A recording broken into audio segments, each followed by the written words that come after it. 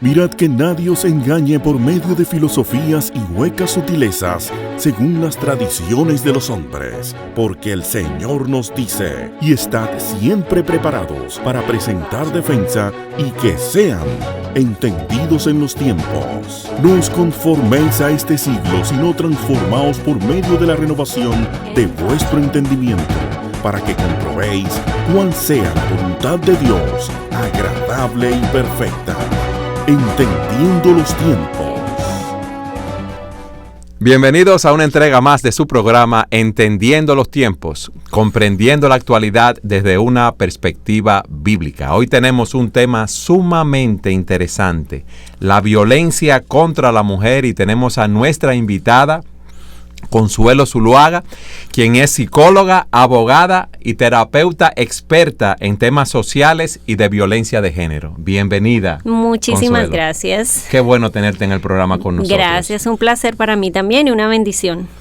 Salvador, ¿qué avisos tenemos antes de empezar a hablar del tema de la violencia contra la mujer? Bueno, muchos nos siguen por el internet y saben que estamos ubicados en Facebook, que tenemos nuestros programas en YouTube, pero también queremos recordar que usamos el Instagram, de manera que si utilizan @entendiendo los tiempos, pueden ver allí nuestras imágenes que les pueden también dar información acerca de nuestro programa. O sea que Entendiendo los tiempos está en Instagram.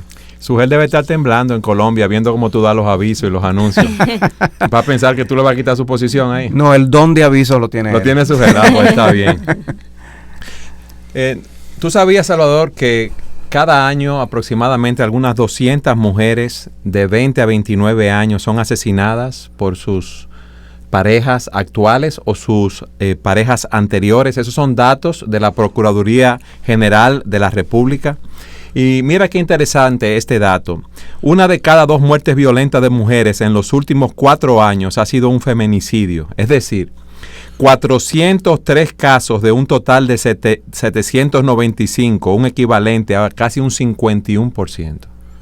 Ciertamente son números escandalosos, ¿no? Que a cualquiera deberían de afectarlo emocionalmente. Lamentablemente esos son los días en los que nosotros estamos viviendo, pero el propósito del programa no es simplemente espantarnos, el propósito del programa no es simplemente escandalizar. Lo que queremos es poder dar un grano de arena en cuanto a la solución a este problema tan serio en el que estamos viviendo.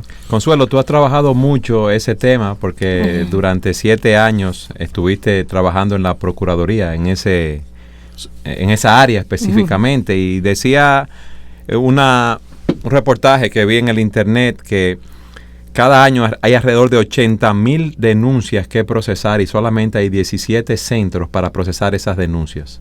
Así es. Es algo masivo, increíble, porque 80,000 entre 12, ¿cuánto sería? No. Casi 7,000 denuncias mensuales. Entre esos centros funcionan 5 días laborables a la semana, me imagino. Fines de semana también. Fines de semana, 7 días, entonces estamos hablando de una avalancha, 200 y pico de denuncias cada día. Y filtrar cada caso. Y con pocos recursos económicos y humanos. Esa violencia, ¿cómo la definen? Bueno, primero que todo, con respecto a lo que decía al inicio, Pastor, lo más triste de esta situación es que el lugar más seguro que significa para nosotros justamente es el hogar. Y es ahí donde las mujeres están perdiendo la vida, porque el 80% de las muertes de las mujeres la pierden dentro del hogar, mientras que el 80% de los hombres pierden la vida fuera del hogar. Es un dato interesante. Y eso es sumamente triste, porque el significado que tenemos de hogar, que es de seguridad, de protección, a donde yo desde que salgo de mi casa estoy loquita por regresar, muchas mujeres en este momento no lo quieren hacer y tienen miedo de regresar a ese lugar que debiera ser el lugar de mayor protección y cuidado para nosotros. O miedo de que regrese el compañero también. Exactamente.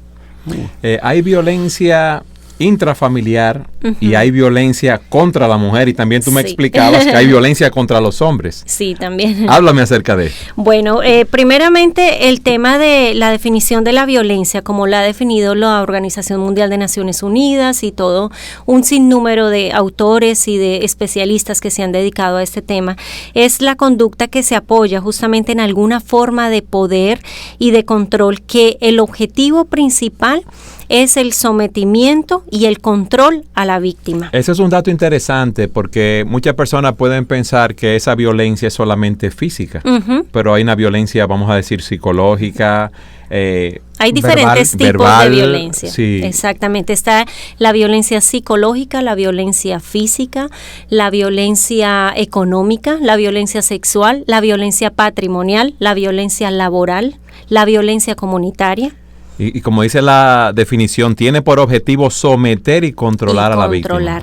El tema de la violencia en sí, lo que el agresor busca no es el golpe en sí. El golpe es, digamos que... un medio para conseguir el control. Pero la verdadera intención es demostrar quién tiene el poder. Como dicen domésticamente, ¿quién tiene el sartén por el mango? Es ser bien radical en demostrar eso. ¿Y esa violencia intrafamiliar? Bueno, la violencia intrafamiliar es la violencia que se da dentro del entorno familiar, en donde víctima puede ser cualquier miembro de la familia. Llámese los hijos, los hermanos, los padres, que muchas veces viven dentro del hogar, que son víctimas de violencia. Ya cuando hablamos de violencia contra la mujer, es la violencia que afecta directamente a la mujer, justamente por esa condición de desigualdad que se ha venido creando, alimentando y sosteniendo a través de los tiempos con algo llamado patriarcado, que es toda esa condición social que ha venido construyéndose en cuanto al hombre y a la mujer, como lo ha definido. ¿Y esa violencia, Consuelo, se da más en alguna capa social o económica o en alguna región específica del país? ¿Cuál ha sido tu experiencia? Bueno, mi experiencia y también el poder de estadísticas y la socialización con otros países nos han demostrado que la violencia contra la mujer no está limitada ni a una condición racial, ni a una condición económica, ni a una condición inclusive escolar, ni a ningún nivel. La violencia es una conducta que es generada por cualquier tipo de persona. Como también la violencia no tiene género. La violencia es esta conducta de violencia, también la pueden dirigir hombres como mujeres. Lo que pasa es que por el asunto del machismo, por el asunto de todo lo que ha alimentado esa jerarquización mal alimentada, ¿no?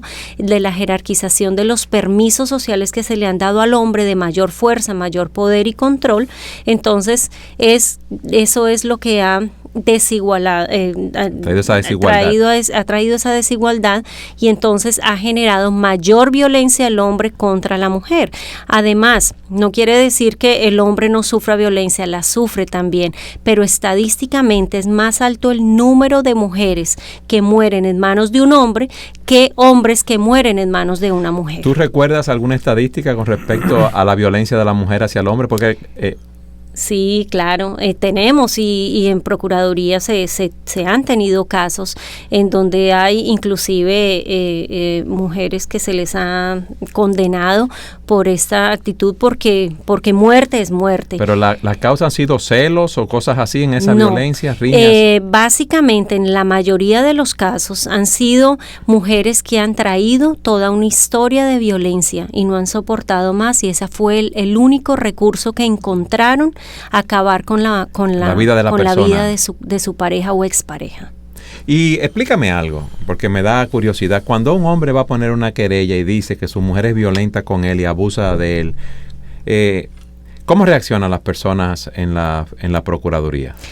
Hace un tiempo para acá todavía eso generaba un burla, generaba todo ese prejuicio que hay, ¿no? De que el hombre justamente es por todo lo que hemos socializado como cultura, de que el hombre no llora, el hombre no puede manifestar temor, no puede manifestar miedo, y por ende, cuando un hombre lo manifiesta, es cuestionado y es un tema de burla. Entonces el hombre, para autoproteger su misma masculinidad, entonces prefiere callar. Cuando un hombre se arriesgaba a hacerlo, encontraba esa actitud. De un tiempo para acá, con todas las iniciativas institucionales, porque esto se ha generado como una política de Estado, se ha venido trabajando, sensibilizando a todos los actores que se involucran en ese tema, como los policías, fiscales especializados, para que ese tema no se vuelva tan recurrente como ha venido siendo y que el hombre también tenga ese derecho. Muchos hombres se han sentido bastante incómodos por el hecho de que perciben que esta ley de protección, que es la ley 2497, que es una ley especial que acompaña el Código Penal, que solamente protege a la mujer, y es una ley sí de protección dirigida hacia la mujer, pero también hacia la familia. Y como les decimos, no es que proteja solo a la mujer, lo que pasa es que justamente en esa condición de desigualdad, entonces hubo que generar una ley especial que le diera la protección que se merece hombre y mujer. Okay. Y generalmente cuando un hombre va a poner esa denuncia que ha habido violencia contra él, ¿es para él evitar un problema luego con la esposa? ¿Es porque la esposa es muy violenta en este caso? Sí, porque cuando comenzamos ya dentro de la pareja, cuando comenzamos ya estos episodios donde nos cruzamos la violencia, donde ya comenzamos intercambio de palabras, contacto físico violento y así. Exactamente. Yo vi ambos casos. Vi casos en donde ya la violencia fue efectiva directamente hacia él, o también en donde hombres dijeron, miren, si yo no hago algo, yo la voy a matar. Okay. Porque así me llegaron hombres diciendo, si no me ayudan, yo la mato. Okay. Porque me está generando tanta reacción. Y bueno, hombres valientes, porque creo que es una actitud muy valiente de cuando el hombre diga, mire, por favor, ayúdenme, porque... Para que no suceda un mal mayor. Para que no suceda un mal mayor, aunque esa es una decisión. Ese Sí. no es el único camino, Claro, es una decisión sí. que yo tomo. Como vamos a ver, a mí me gustaría hablar con Consuelo Salvador acerca de las causas de esa violencia que ustedes han identificado y los mitos que hay para justificar esas causas. Por ejemplo, muchas personas dicen, no, era que él fue violento o él se pone violento cuando bebe alcohol o cuando bebe unos tragos de más. O esos hombres que reaccionan así porque son hombres que no tienen ningún tipo de escolaridad y son analfabetos, o son personas que viven frustradas por su condición de pobreza. Háblanos acerca de eso, Consuelo. Bueno, primero que todo, en cuanto a las causas, como veníamos hablando, la causa principal es un mecanismo social para poder sostener justamente esta masculinidad que por años hemos venido alimentando. Hay una teoría respecto a lo que es el proceso emocional que hacen los hombres, que se le llama en psicología la lexitimia, que es esa incapacidad que genera el hombre de poder manifestar sus emociones por temor a ser rechazado o a ser burlado a causa de... Cuando tú dices que él se restringe de manifestar sus emociones, ¿es emociones que lo hagan ver como una persona débil delante de su cónyuge? Exactamente, como emociones a las que nosotras como mujeres sí tenemos permiso. Como llorar, como tener miedo, como un ataque de pánico, un ataque de pánico. Si estoy yo acá sentada y aparece un ratón, yo tengo todo el permiso de gritar y de encaramarme encima de la mesa. Pero ustedes se van a contener bastante porque no es la normalidad de reaccionar de esa forma el género masculino. O por lo menos en la cultura. Pero ¿no? así nos han enseñado y Dios nos creó iguales, con la capacidad emocional igual. El hombre llora porque tiene el conducto lagrimal igual que las mujeres, y Dios no se equivocó. No fue que era para la mujer y se le fue para el hombre. No, ambos lo tenemos, ambos nos hieren, ambos tenemos dolor, etcétera. Entonces, justamente para poder mantener a nivel social ese proceso de masculinidad, nos hace como generar ese nivel de hostilidad. Y lo que digamos que la emoción que más genera masculinidad es la hostilidad, es el mostrarnos fuertes, a veces hasta fruncir el ceño, ¿no? De eso es lo que nos muestra más masculinos. Y esas personas, esos hombres que son así violentos, generalmente empiezan de una manera, van de lo sencillo a lo complejo, si podemos decir así, en esas explosiones de violencia. Sí, totalmente. Empieza primero con un abuso verbal o con un abuso psicológico, una ira descontrolada y va escalando. Háblanos acerca de esto. Claro que sí. De hecho, cuando nosotros formamos a la población en cuanto a los tipos de violencia, siempre comenzamos por la violencia psicológica. La violencia psicológica es una forma de trabajar la mente, ¿no? De ejercer control sobre la mente de la persona. Y de ejercer, exactamente. Porque ningún otro tipo de violencia se da si de antemano no hubo la psicológica, porque la psicológica me va llevando a un punto tal que inclusive cuando viene el golpe, a mí ni me duele, yo estoy anestesiada emocionalmente. O sea que generalmente la violencia física no se manifiesta en un alto porcentaje al inicio. No. Okay. No es que un día me levanté, él era una dulce paloma y pues me dio un golpe. No, eso viene, realmente eso se le llama la escalada de la violencia, que se van dando episodios recurrentes que al inicio pudo ser una. Y realmente dentro de los estudios de la conducta de violencia está eso, ¿no? El agresor que un día reaccionó, nunca lo había hecho, reaccionó, se salió de sus casillas, pero ya quedó ahí y nunca más se repitió el episodio. Esa es una persona que no es que estamos considerando agresora, pero está la otra forma también, que es ya el que es agresor recurrente, que ya comienza a trabajarte a nivel mental, a nivel psicológico, a nivel verbal. ¿Y lo hace conscientemente el hombre para dominar a la mujer o lo hace de una manera inconsciente? Bueno, realmente, aunque hay momentos de inconscientes, se vuelve inconsciente porque ya tú lo adquiriste como un patrón de conducta. ¿Y el cónyuge lo ve como algo normal, esa violencia? Sí, normal, porque lamentablemente como hay un trabajo psicológico, el mensaje que está llegando al cónyuge es que yo me lo merezco, es que él tiene razón, es que en verdad yo me porté mal. Eso es sumamente interesante. Vamos a ir a una pausa para seguir hablando de este tema, porque quizás hay muchas mujeres sobre las cuales se ejerce violencia o en muchos matrimonios el uno con el otro y no identifican lo que está sucediendo, y eso es bueno tratar con esto al inicio para evitar una escalada mayor. Siga con nosotros en su programa Entendiendo los Tiempos.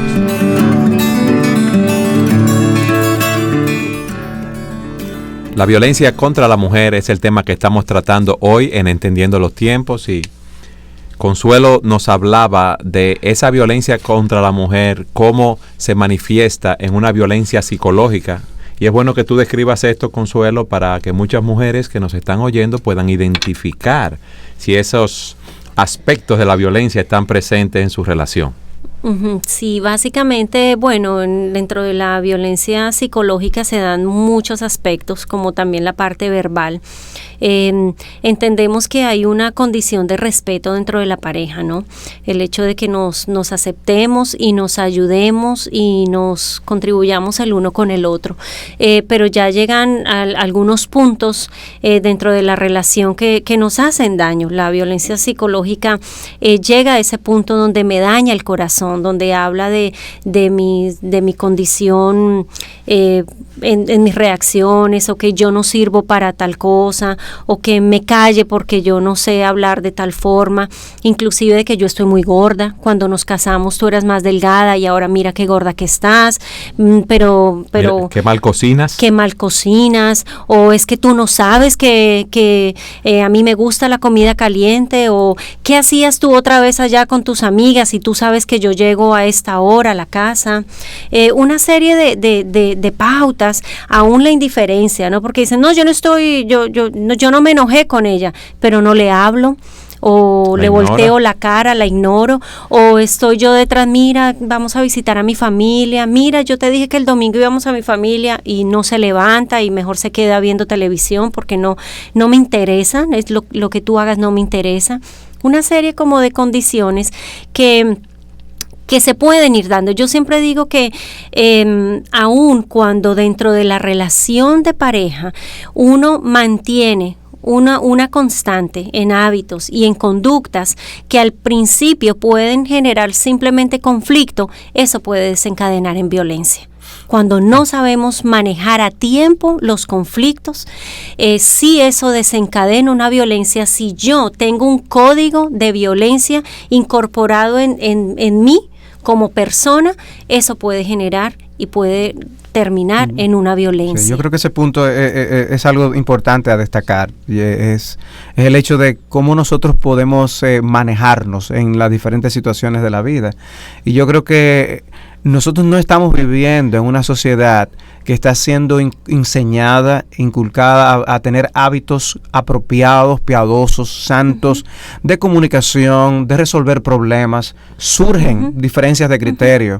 Nosotros vamos a mostrar nuestros errores y pecados porque todos somos pecadores. Claro, y en el lugar donde eso se va a vivir más va a ser en el hogar, porque es donde más horas vamos a estar exponiéndonos el uno al otro. Y donde más con la confianza nos mostramos tal como somos y no hacemos mucha pantalla. Y sin embargo, entonces allí no sabemos cómo lidiar con las cosas. No me lo enseñaron en el hogar, no me lo están enseñando en las iglesias, los amigos menos aún. Vivimos una sociedad que ha despreciado a Dios y su palabra, y creemos que por nosotros mismos ya tenemos la manera de enfrentar toda situación, pero ahora realmente lo que ha sucedido es que nos hemos quedado sin herramientas para manejar estas cosas. ¿Y cómo manejo mi frustración cuando las cosas en el hogar no son como yo digo? Y entonces la mujer hace esto y el hombre hace aquello.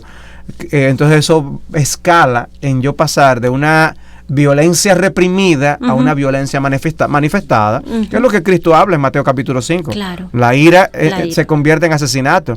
Nosotros vemos en las Escrituras un espiral de violencia, ¿no? Es así. Comienza desde que Caín mató a Abel, porque dice la Escritura que el diablo es un homicida desde el principio.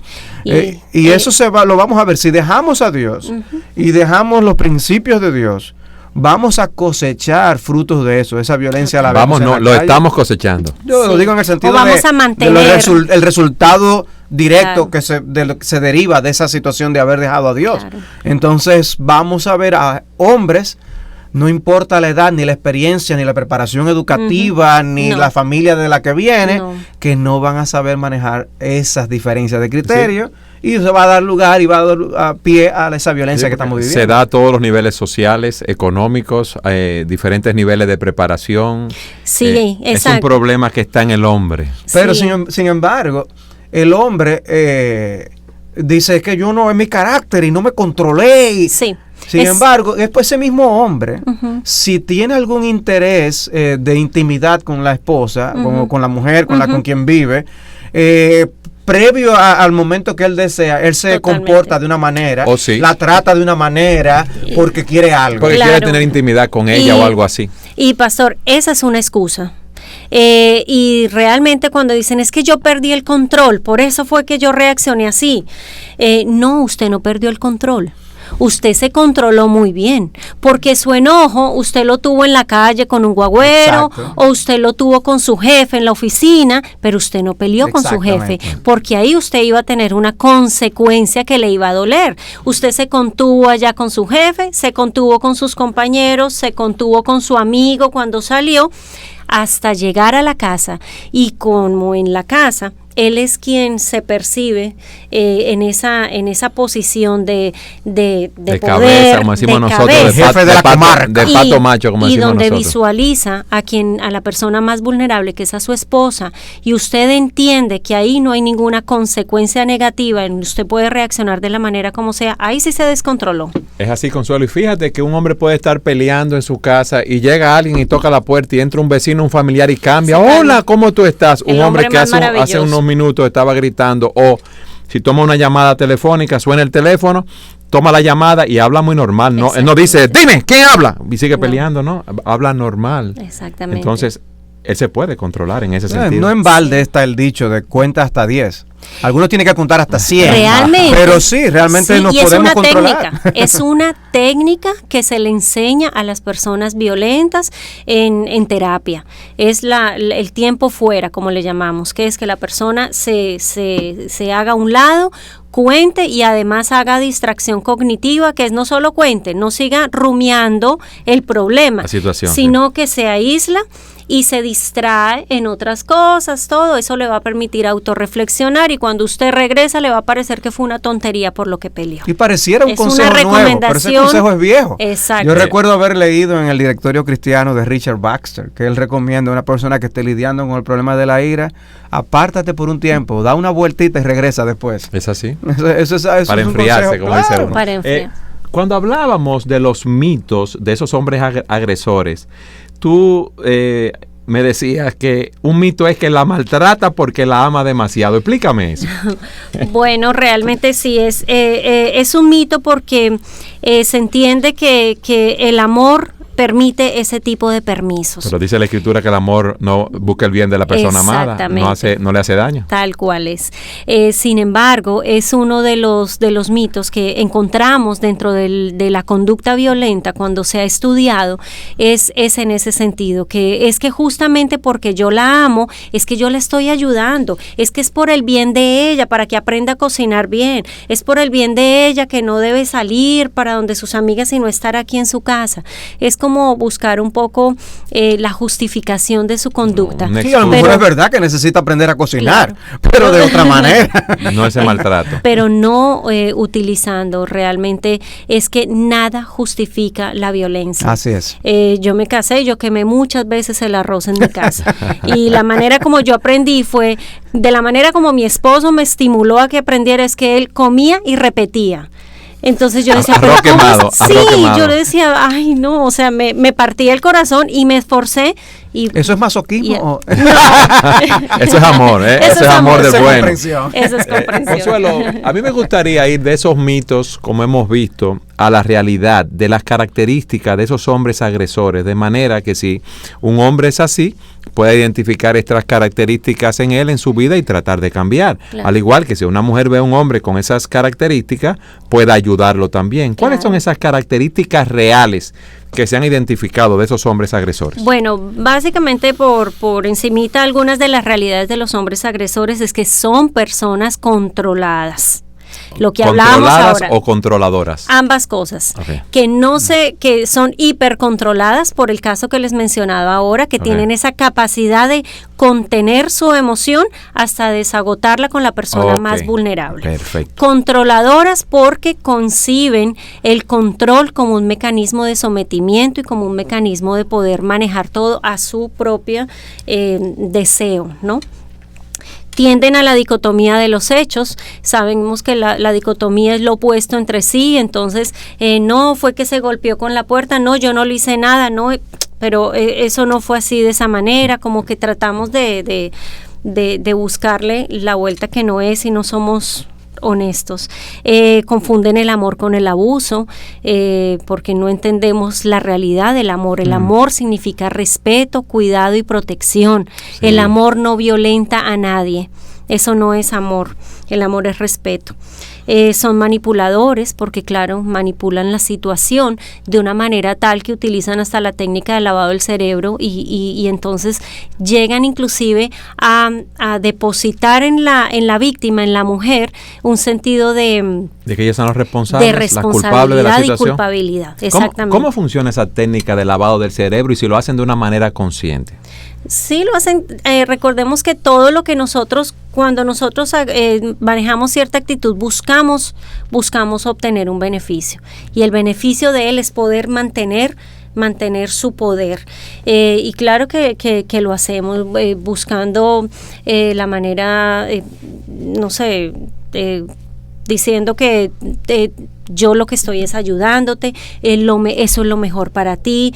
Mujeres que no se les permite, por ejemplo, ir a estudiar todavía en pleno siglo XXI, lo hemos visto en tengo una experiencia inclusive con el programa Quisqueya Aprende Contigo de mujeres que no regresaron a estudiar, y cuando averiguamos el por qué no habían regresado era porque sus esposos les habían prohibido ir a estudiar porque no querían llegar y que ellas no estuvieran, o que la cena no estuviera lista, o porque el oro viejo nunca aprende.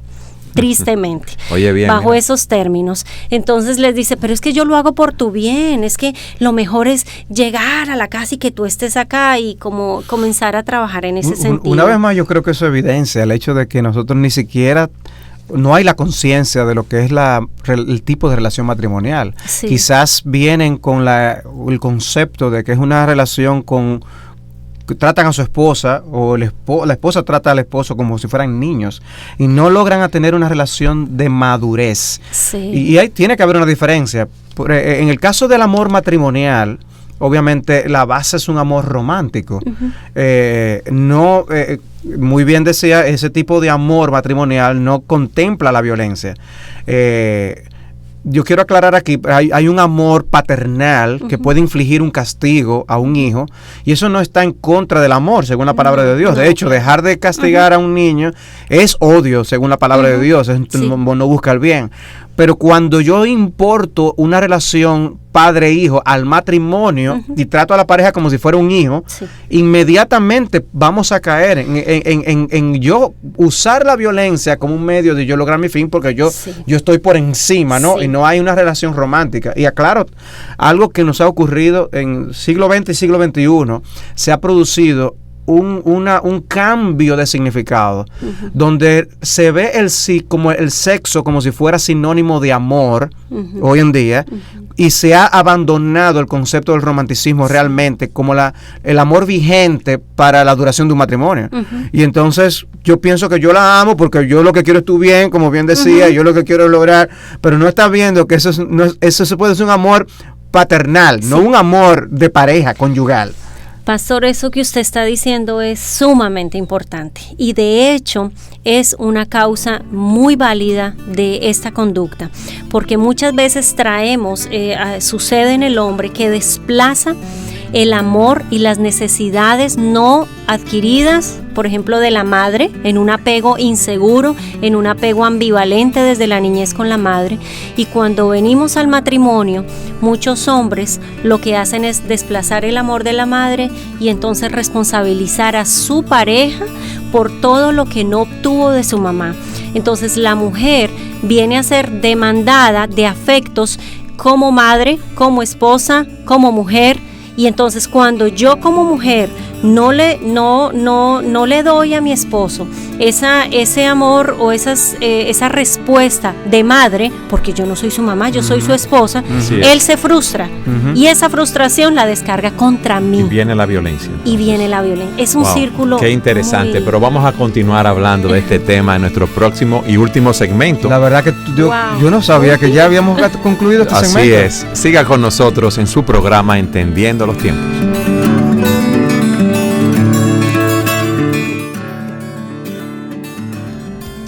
La violencia contra la mujer es el tema que estamos tratando, y ha sido sumamente interesante lo que hemos visto, y como hablábamos durante la pausa, nos falta tiempo para seguir hablando de este tema.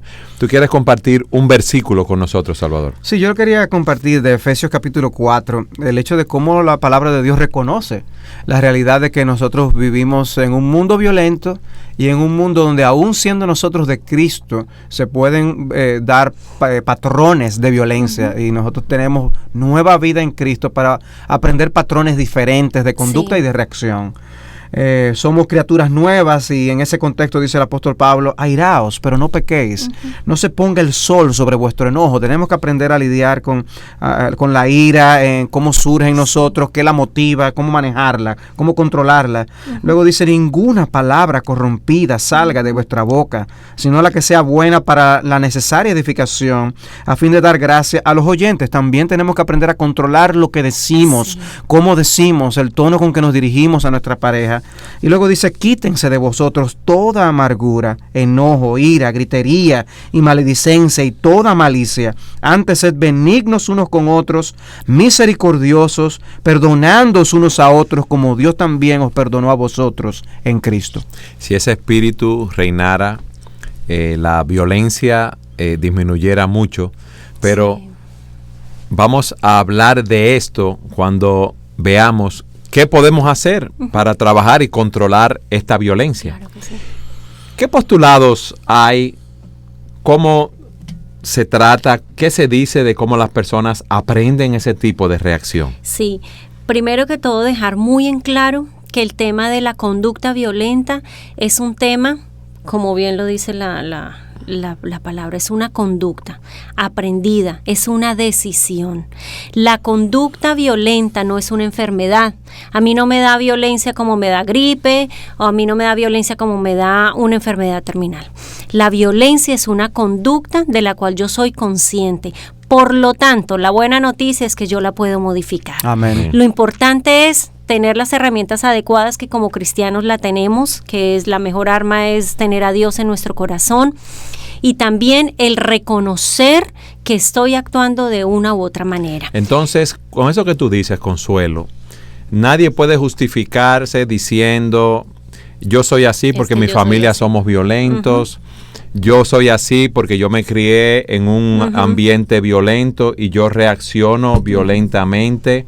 Yo soy así porque mi esposa me hace enojar, porque no hace las cosas como yo digo. Son excusas, La todas son La Escritura excusas. dice, ¿de dónde vienen los pleitos y la guerra entre vosotros? No viene de vuestras pasiones que batallan contra el alma. Entonces el problema está dentro de mí. de nosotros. Y es lo primero que yo debo ver. Así es. No importa lo que el otro me haga o me provoque, yo puedo reaccionar de una manera piadosa. O sea, que en Yo última tomo la instancia decisión. no debo acusar las circunstancias, sino yo puedo hacer la Yo diferencia puedo de hacer que la haya o diferencia. no violencia en el hogar. Exactamente, siempre y cuando yo le ponga nombre y apellido de cómo estoy reaccionando y el daño que estoy causando. Pero las teorías de aprendizaje embargo, social dicen otra cosa. Claro que sí, ellos plantean que la conducta violenta igual la aprendemos por observación o modelado. Esto indica que cuando somos niños o niñas, incluso en la adultez, aprendemos imitando a otras personas. Hay un proceso que se da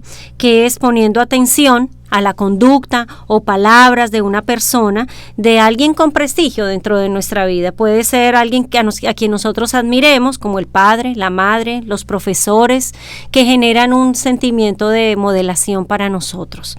Se da también a través de la retención, que es cuando yo observo esa conducta, yo la almaceno en la memoria. Yo reproduzco las imágenes y eso modela también en mi mente la forma de reaccionar. Luego yo la reproduzco. Ese es como, digamos, el engranaje, ¿no? Yo la reproduzco de la manera que en un momento dado yo reacciono ante una situación de la manera como yo observé y como yo la mantuve en mi mente.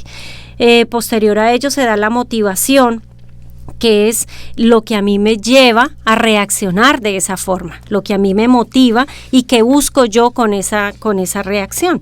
Entonces, O sea, hay 4 etapas entonces según ese modelo: atención, retención, reproducción y motivación. totalmente. Y la Escritura dice que nosotros somos pecadores y que estamos habituados a pecar. Entonces nosotros reaccionamos de esa manera porque tenemos pasiones y deseos. Queremos que se haga nuestra voluntad. Somos egoístas y cuando las cosas no se hacen como yo digo, yo reacciono así. Ahora, yo tengo un patrón de reaccionar así porque yo soy pecador. Sí. Ciertamente la Biblia advierte el hecho de, en el libro de Proverbios, no te juntes con el hombre iracundo para que no aprendas sus maneras. Exactamente. Ciertamente hay algo que aprendemos de imitación de eso. Y vienen a mi mente casos de mi vecindad como niño, donde uno era testigo de violencia, sobre todo verbal y psicológica, y yo todavía recuerdo esos amigos que como eran afectados por esto y luego lo manifestaban en sus propias vidas.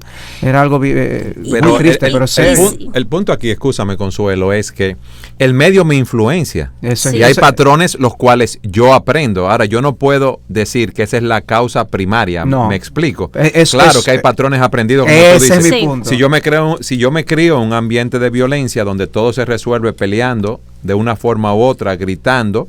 Mi único afectado no va a ser mi esposa, sino que yo puedo afectar a mis hijos o a una otra persona que sean testigos de eso. Uno cree que la violencia de género se enmarca solamente dentro de la relación de pareja y no es así.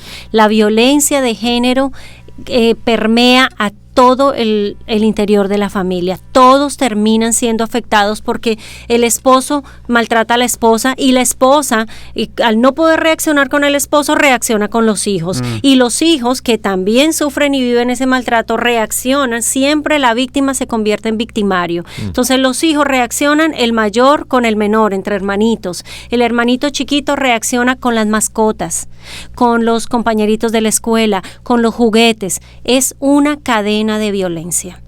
Consuelo, en el tiempo que nos queda, yo quiero que hablemos de soluciones. ¿Cómo no? De las soluciones que tenemos dentro del marco institucional de nuestro país. ¿Qué debe hacer una mujer? ¿En qué momento ella es prudente acogerse al marco institucional? Claro.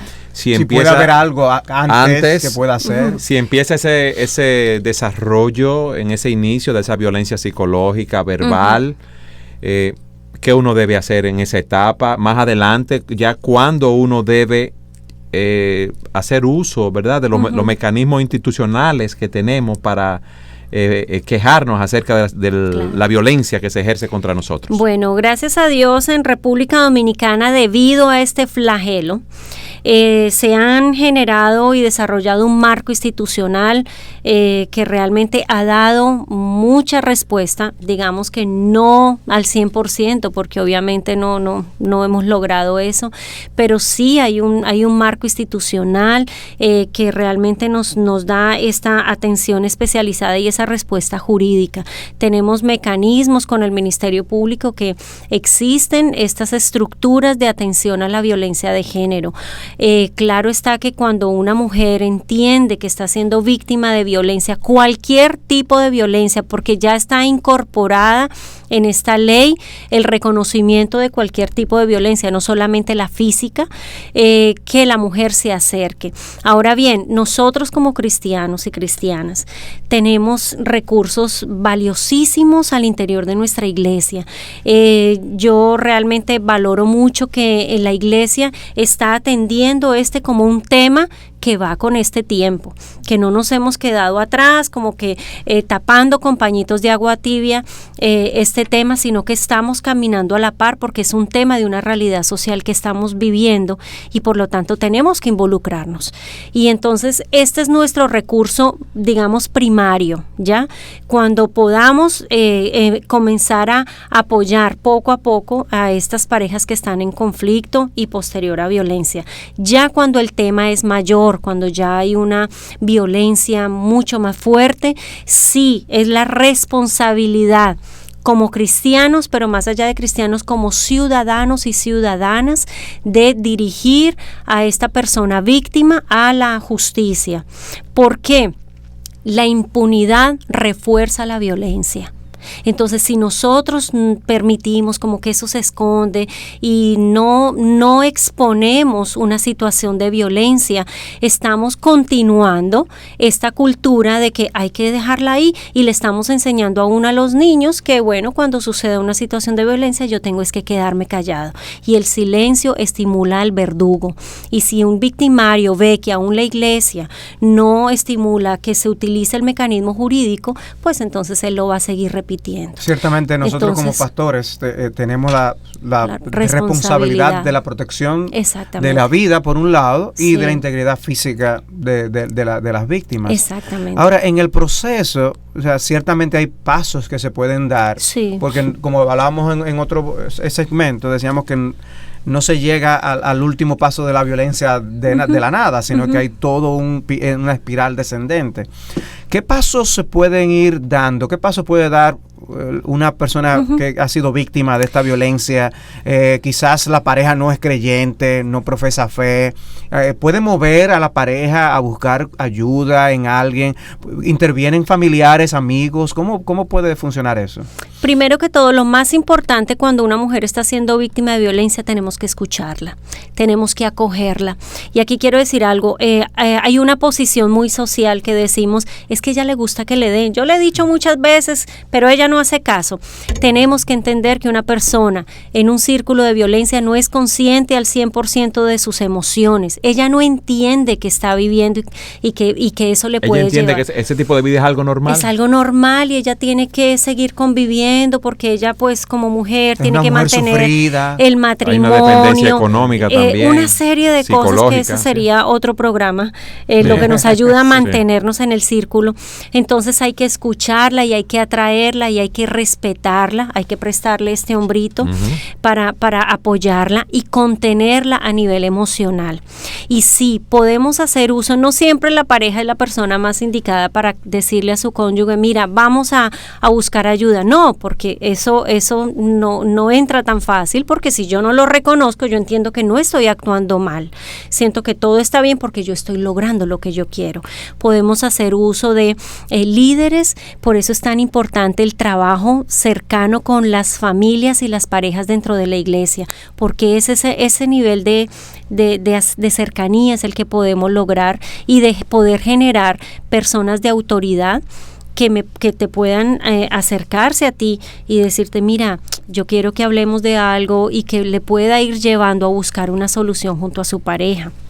Y posterior a ello, si es el caso, pues buscar una ayuda hacia afuera ya de orden público y a nivel de justicia. Pero ¿qué ha ocurrido? Yo creo que algo que añade al problema es que a veces ya, como las personas han abandonado a Dios y a su palabra, aún las personas que rodean a las parejas que están viviendo esas situaciones no tienen tampoco las herramientas para ser de ayuda a esa pareja que tiene el problema. Es que el hombre tiene un problema en su corazón. El hombre está separado de Dios. Por eso Cristo vino al mundo para traer paz entre Dios y el hombre. Y hasta que el hombre no tiene paz con Dios, no va a tener paz con sus semejantes. Dice, la paz de Dios viene cuando tenemos primero paz con Dios. Con Dios. Entonces, ¿qué es lo primero que debemos hacer? Buscar del Dios de paz. Sí. Y esa paz fue conseguida a través de la obra que Cristo hizo en la cruz del Calvario para reconciliarnos con Dios.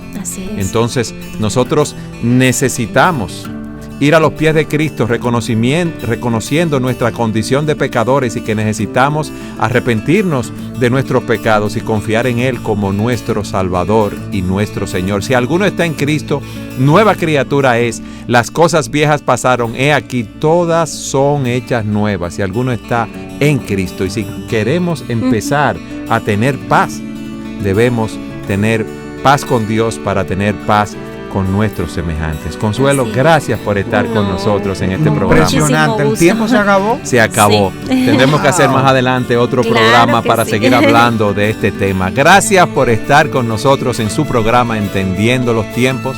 Es nuestra oración, nuestro deseo que el Señor los bendiga grandemente. Nos vemos en nuestro próximo programa.